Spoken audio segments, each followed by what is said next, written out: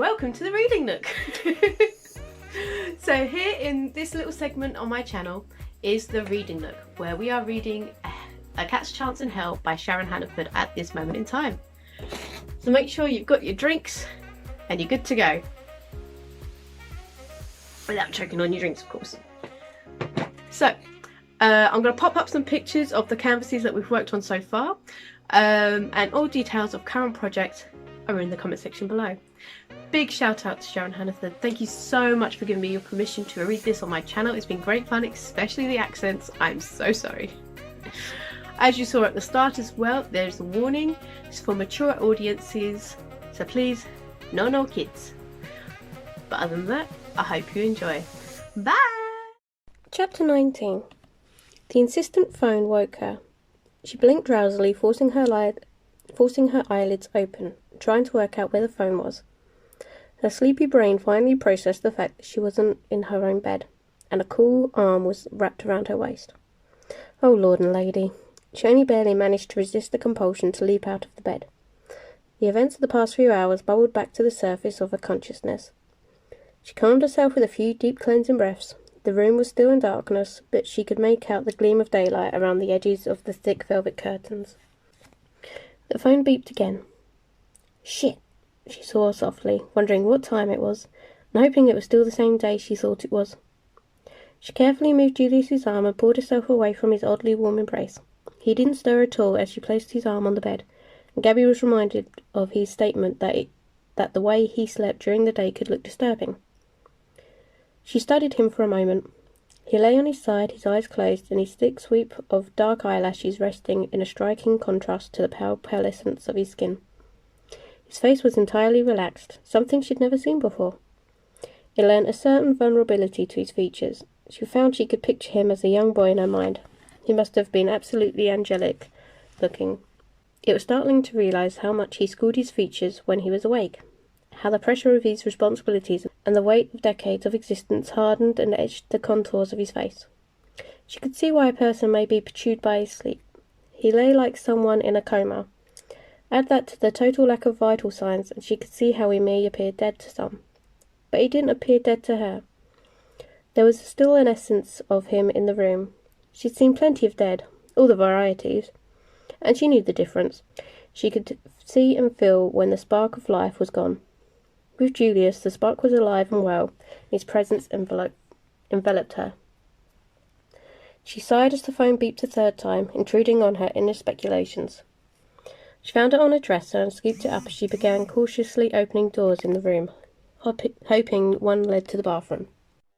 The date and time on the phone eased Gabby's anxiety. It was a little after 10 on Wednesday morning, so at least she hadn't slept another whole day away. The fight with the ghouls had gone down only 9 or 10 hours ago, so she couldn't imagine there was a wholesale panic about her state of health just yet.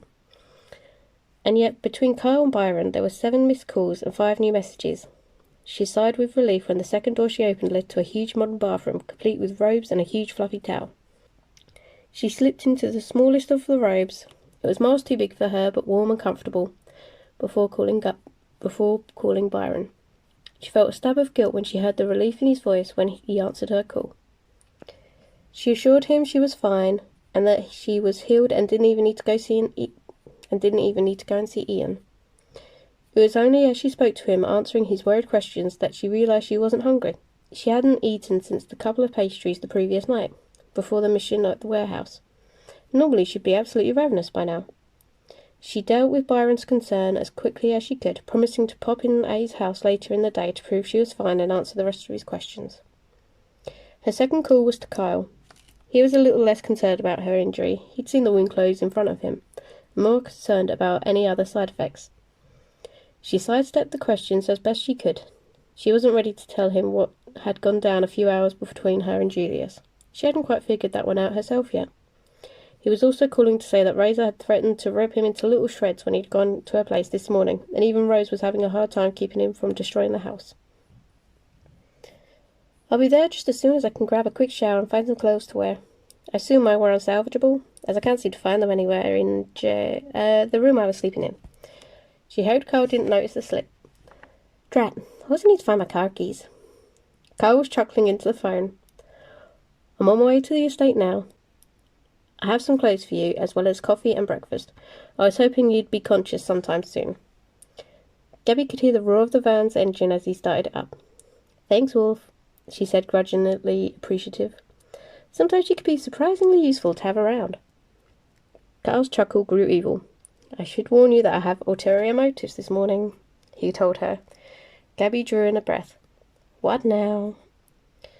Oh, I don't know. He tried to sound casual, but failed miserably.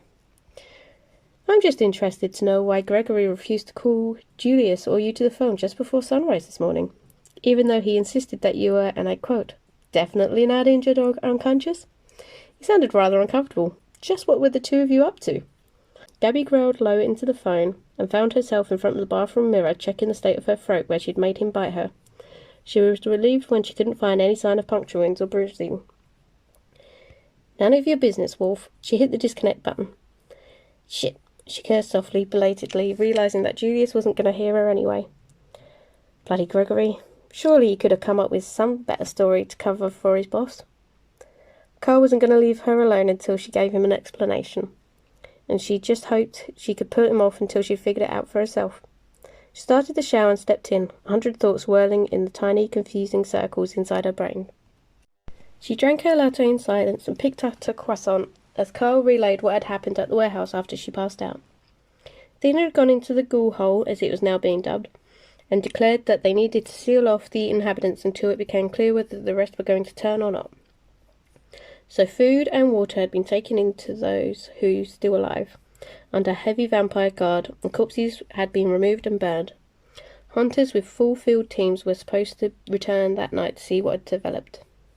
The Magi were working hard today trying to track down anecdotal evidence or records of how long it took for humans to complete the change to ghoul, or how to prevent the change. No one was holding out too much hope there, though. Julius had questioned the vampire that Alexander had managed to capture alive, but he hadn't known anything of use. He was just a hired hand who was supposed to watch that the demons did what they were supposed to do. He didn't have any idea where Dante was hiding out. The only contact he had with Dante was a phone number which Sebastian was following up. The two of them were sitting on a tiled veranda just off the entertainment area they usually converged in, soaking up the morning sun. The house had been quiet and empty except for two women, werewolves Gabby thought, who were cleaning the house. They looked a little quizzically at the two newcomers but hadn't tried to make any conversation, just nodded politely and carried on with their duties. Carl confirmed that they were wares on duty at the front gate too. They'd buzzed him through with no problems. Have you eaten already this morning? Carl asked suddenly, changing topics.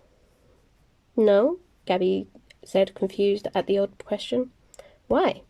Well, I've never seen you pick at food first thing in the morning. It just struck me as really odd. Are you sure you're feeling all right? He hadn't yet started interrogating her about what was going on with her and Julius, but Gabby realised he was heading that way now. I think it's the blood, you know, she answered a bit hesitantly. I feel great, better than I can remember feeling for a long time. She paused and chewed on her bottom lip for a moment. I don't feel hungry at all, and that's a new experience for me. She tried to smile, but she knew he could tell it was forced. She buried her nose back in her coffee. And the place you stayed is completely healed? He asked. You don't seem to be stiff or sore when you move. She stood up and pulled the edge of her t-shirt up to show him her ribs where the terrible wound had been. He leaned forward to run his fingers over it. Wow, that's amazing, he breathed. I'm not sure I would have believed it if I hadn't seen it in my own eyes. That's faster than I heal. Gabby flashed him an impotent grin as she sat down again and resolutely finished the croissant in front of her. And something more happened between you and Julius? He made it more of a statement than a question. Gabby flashed back to half an hour ago when she'd emerged from the shower, clean and awake, but no less confused by what had happened between her and Julius. She'd gone back to the bed, brushed his tousled blonde hair back from his angelic face, and resisted the urge to place a kiss on his slightly parted lips, then had pulled the blanket up to cover him before she gave in to the compulsion to climb back into bed with him and go back to sleep. I'm not ready to talk about it yet, she said flatly. Carl's eyes flashed darkly, and his expression became grim. If he tried something that you weren't ready for, he started to say. Gabby cut him off with an annoyed glare. I'm a big girl, Wolf. I could take care of myself. Whatever happened between us was by mutual consent. I wasn't forced into anything. Gabby backed down a little at a fierce glow, but not entirely. Didn't have anything to do with you taking his blood? He asked, still a harsh edge to his tone. I don't know, all right? Gabby almost shouted in irritation. She stood up abruptly and paced out in the garden. I don't know if it was the blood, or just natural animal-based reaction to adrenaline, or some weird chemical connection we have. I haven't figured it out yet. Gabby allowed her normal anger free rein. Anger was a good way to deal with stuff she couldn't figure out. It made people leave her alone and stop poking her.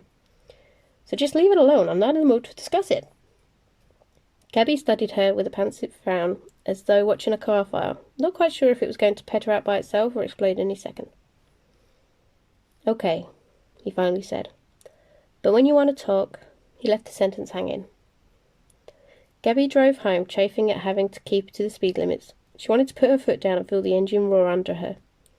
When she finally made it home, Razor was waiting out on the porch for her.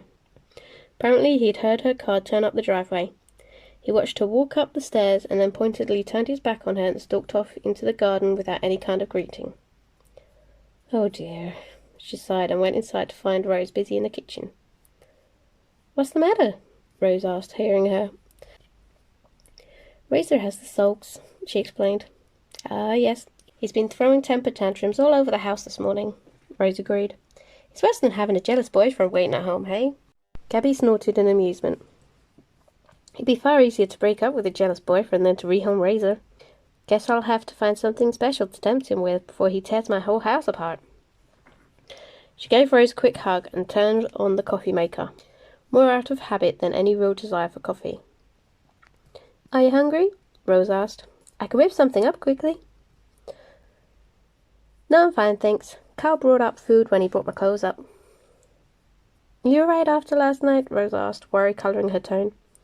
The rumours are flying like locusts in the community this morning. Carl filled me in on a few details. Demons and ghouls on the loose in the city. I wish you weren't caught up in the middle of all this, my sweetling. It worries me so. Gabby gave her a reassuring smile. I'm fine, honestly. I have a lot of people watching my back. Then she backed away to look into Rosie's eyes, still keeping her hands on Rosie's shoulder. I can't back away when the city needs me. I'm my father's daughter, and I have special gifts that will help keep the people of this city safe.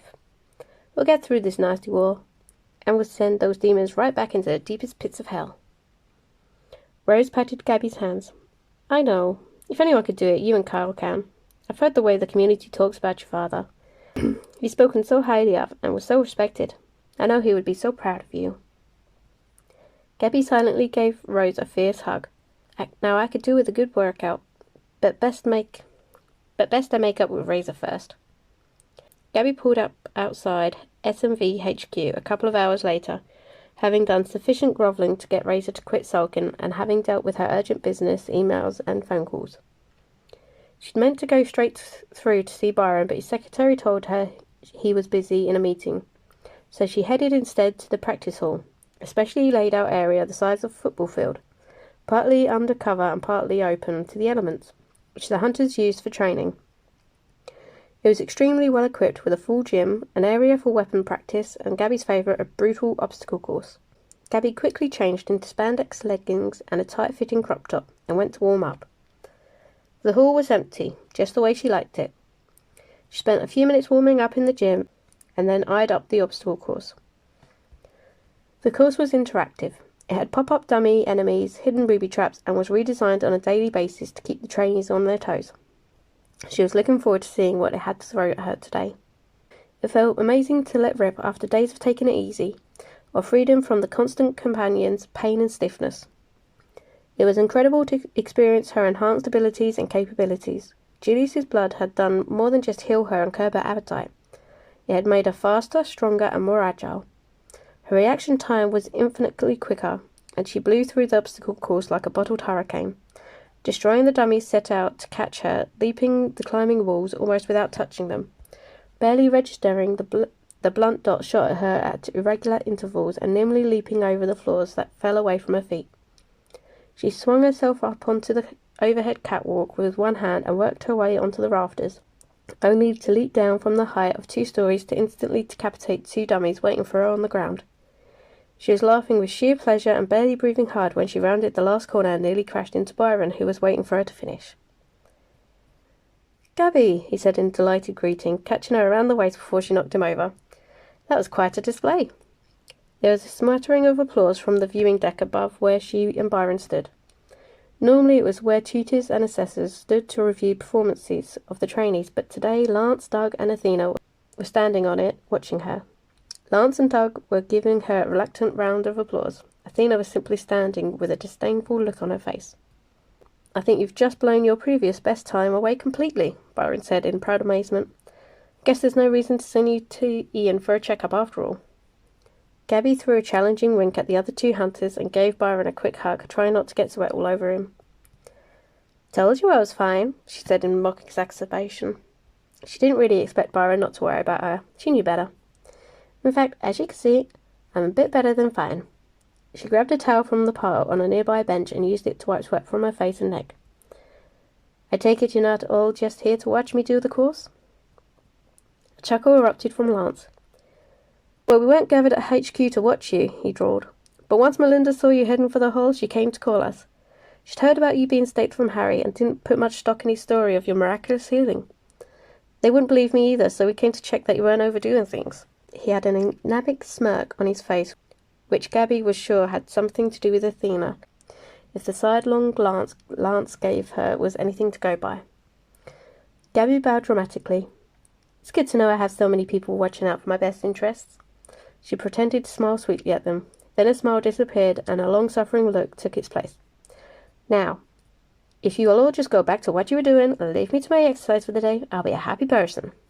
Lance and Doug took the hint and left with mock salutes. Athena stubbornly stayed where she was, arms crossed and staring hauntingly down at her, until Byron cleared his throat. She finally broke eye contact with Gabby, pursed her lips and flounced off the platform. Gabby turned back to Byron. "I was coming to see you once I was finished here," she said. "Yes, Hazel told me you'd stop by at my office," he replied. "I was in a meeting with Irene." The mention of the senior magist's name snapped Gabby to attention. The members of council didn't often meet outside council sessions unless it was a matter of extreme delicacy or dire emergency. Byron nodded, seeing the dawning comprehension on Gabby's face. "She had some urgent news for us. Athena, Doug and Lance were already here to discuss going in to clean out the ghoul hole later. Carla and Matthew are on their way here, so I can tell you all together. Get finished here and join us in the small conference room, okay?" Gabby nodded. She knew Byron's moods, so she knew he wouldn't discuss this with her until everyone was together. She leant forward, putting a hand on his shoulder, and gave him a quick peck on the cheek. "Okay, I'll see you in 15 minutes, she said, and headed for the showers. "See you next week, guys. Bye!"